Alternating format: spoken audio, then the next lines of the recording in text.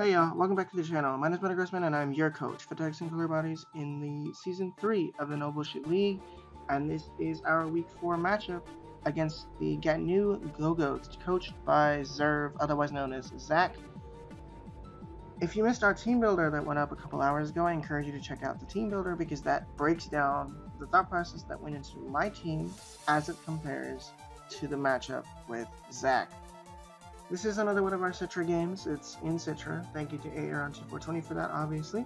If you've missed any of our other League content or any other Wi-Fi content as a whole, he's the one responsible for all of that, as far as that being in Citra.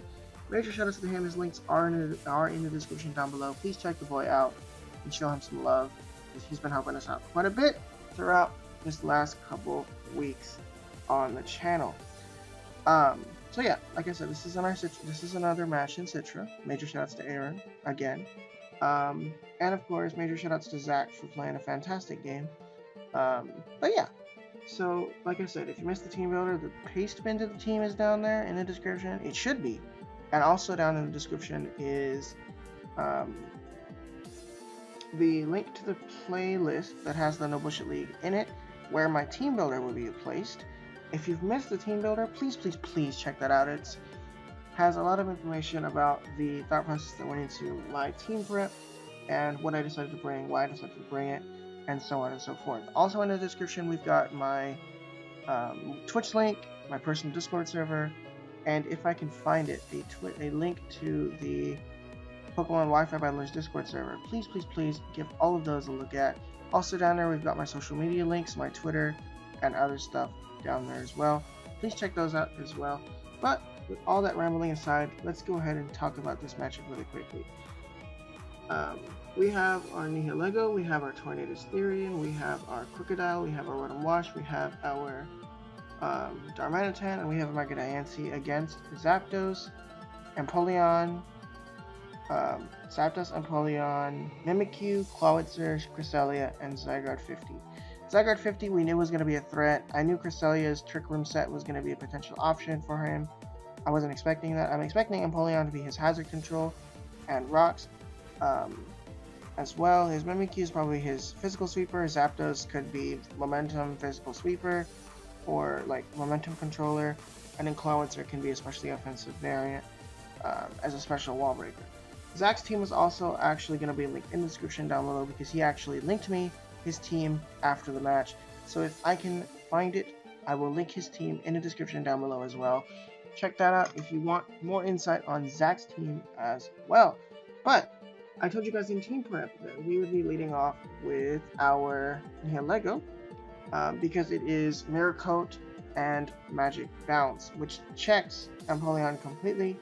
I'm expecting him to either lead with Empoleon because that's what I originally expected. I could expect a Cresselia lead as well, and I also expect a potential Zapdos lead as well. But with all that said, let us jump on in.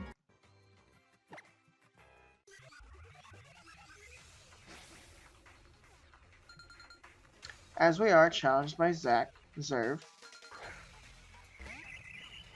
we lead off with our Nihilego. As he leads off with his Zapdos, probably wanting to get momentum control with Volt Switch, but he makes a hard switch out into Empoleon, which is junky, which is fine. I fire off the Hidden Power Ice because that's the other move on my set. Do a nice 10% or so. Take some Life Orb. And predicting his Scald here, I click Mirror Coat. It does exactly what it should be doing, about 50%. I click Mirror Coat and reflect the kill back. So Nihilego kills Empoleon with Mirror Coat, and it prevents Stealth Rocks from going up as well. Then he goes to Zapdos. Now this Zapdos is cool. It's actually Physical Scarfed Zapdos. Scarf Steel Wing is the only way Zapdos can outpace Nihilego, because Nihilego at max speed it outpaces it at 103.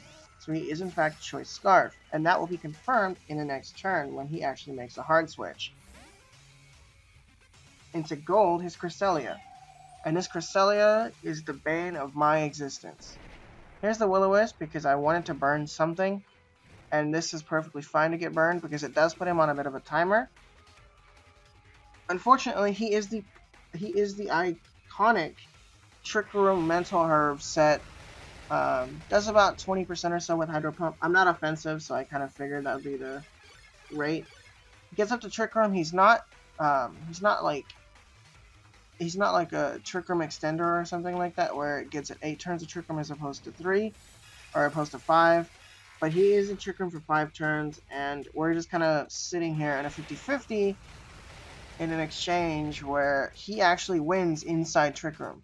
He actually wins this exchange inside Trick Room because my Hydro Pumps can wear him down as much as they can, but his Moonlights can just negate Hydro Pump, and I'm limited on how many Hydro Pumps I can have, so usage is important, and missing is also important. But however, this Rotom shows to be quite talented throughout the rest of the match. Here comes the nice side shot, but because I am Fizz Def, that's not going to do much at all. Here's another Hydro Pump to the face. Can you tell this is a losing battle? Can you tell this is a losing battle between the two of us? In hindsight, I probably should have made the switch into Diancie earlier on. Kind of sitting here in Trick Room, playing this game with him. I should have made the switch earlier than I did. But I do make the switch now. Into Kazigen to knock off the item that he ends up having. Which works out, right? That works out, right? Except he gets the Momentum Moonblast. But the Trick Room ends, so I get the nice knockoff off. Do some damage, get some Mental Herb off, which is cool. I don't even know what the Mental Herb does, actually. But it turns out in the Showdown calcs that this is the iconic set. But if I was not Choice Scarfed, I would be fine. He clicks Moonlight here, inside Trick Room, he's outpacing me. And I'm able to get a nice knockoff. I'm able to get a U-turn off because I'm actually Assault Vest as opposed to Choiced. But, you know, U-turn does like 10%. In hindsight here, I should have gone into my Diancie, started clicking Calm Minds in front of his Moonblasts because they can do 20% at max. So, you know, hindsight's 20/20. Should have started clicking Calm Mind in front of him. Should have gone to like +2, and at that point I would have been able to kill him. Excuse that, by the way. If you guys heard it, excuse it. But yeah, so at that point I would have been able to, yes, get him up to Moonlight, but in front of that, I would have stalled out the Trick Room. I stalled out the Trick Room by clicking Calm Mind a few times, forcing him to either play aggressively and deal some damage, or, you know, play this game with me and then let me sit in front of him. So hindsight's 20/20, unfortunately. I pop up hops, but, you know, it doesn't matter. My Rotom Wash is getting out of moves, and, you know, I'm at the position where I'm at like 1 Hydro Pump left or something like that at this point. And that's exactly what he's been waiting on this entire match. Trick Room ends, but he doesn't really need it. And he's going to now make a hard switch into his sweet Zygarde 50%. It's not shiny, which I wish it was, but it doesn't really matter. He's going to break the aura. I'm going to get the Hydro Pump off. That is my second to last or last Hydro Pump. It does about 40% or so, which is cool. And then he gets a sub up as I try to click Will-O-Wisp because I need to burn this thing. But he has a choice as a substitute, so the substitute is going to let him sit here and click Dragon Dance in front of me. I'm going to make the hard switch now into Shirley, our Crocodile, to knock off his item and get rid of his substitute. But I'm also not Intimidate, which I wish I was. But the reason why we're not Intimidate is because of Defiant Empoleon. He goes to +1 behind a sub. Black Glasses Crunch is going to knock him out. As he clicks Dragon Dance again, he will in fact outpace me, especially at +1. He's now +2, which means he now has a field day on my team. I click Black Glasses Crunch here. I am able to get the substitute to die, but in exchange for the substitute, he runs a field day on my entire team by, you know, basically what he's doing now is he's triggering his Figgy Berry, meaning that he's now in range to take 2 more substitutes to the face. But now I can break the sub again, but he doesn't really care about that. The point was he wanted to trigger his berry anyway, to get to a healthier position. Now he clicks now he clicks 1,000 arrows like 5 times and wins. I live. Because of the Fingerberry popping, I'm not going to be able to knock him out. It does a decent chunk of damage, but I'm not able to knock him out. Unfortunately, I don't have any priority either. He clicks E-Speed to make sure that the kill happens. Not that I would have outsped you at +1 or +2 anyway. So, I'm not Choice Scarf Baron of this thing. Even if I was, he would have outpaced me at +2. 1,000 arrows comes out, and at +2, the arrows are going to lead to my death. Y'all can kind of see where this is going. Dynasty's going to come in, but because rocks are super, ground type moves are super effective, the HP and special defense investment's not going to matter at all.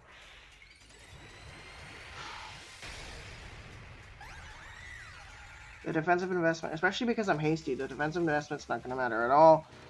The 1,000 arrows are going to come out. +2, I am going to die.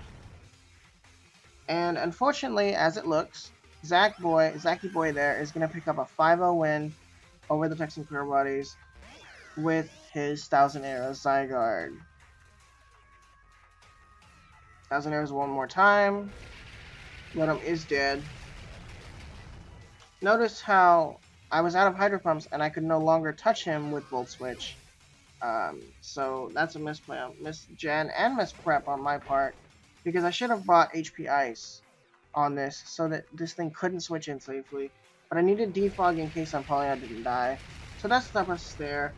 And Darmanitan is going to drop to Zygarde at +2. And with that, Zach is going to pick up a nice, clean 5-0 over us with a Figgy Berry Dragon Dance Zygarde 50%. I've seen a bunch of Zygarde 50s before. I've seen, Bandit, I've seen Scarf, I've seen Lumberry, I've seen Citrus Berry. I've never seen Figgy Berry, but it makes sense. It absolutely, Figgy Sub actually makes sense. So, it is what it is. GG to him. We got one hell of a recovery coming the rest of the season. I'm not expecting to go anywhere, but I'm just out to have fun at this point. It is what it is. Major shoutouts to Zach for a fantastic game, like I said earlier. And thank you all for watching. If you did enjoy it, be sure to leave a like down below. And let me know, what is your favorite held item in the comment section down below. What is your favorite held item? Personally, I don't really know if I have a favorite held item.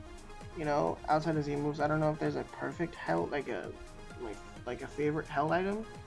I probably have to say Life Orb because I've run it the most. But behind that would probably be like the Choice Scarf or the Choice Specs.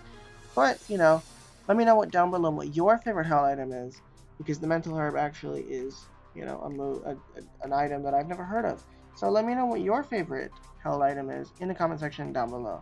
But with all that said, I'd like to say thank you for watching. And I'd like to also remind you to leave a like down below. And subscribe because we get a lot more League content and draft, like Pokemon battling come to the channel in the near future. With all that said, I'd like to say, once again, I'd like to say thank you for watching, and I'll see you next time. Until then, my name is Metagrossman, and I'm your coach for Texan Clearbodies, and I'm out of here. Bye!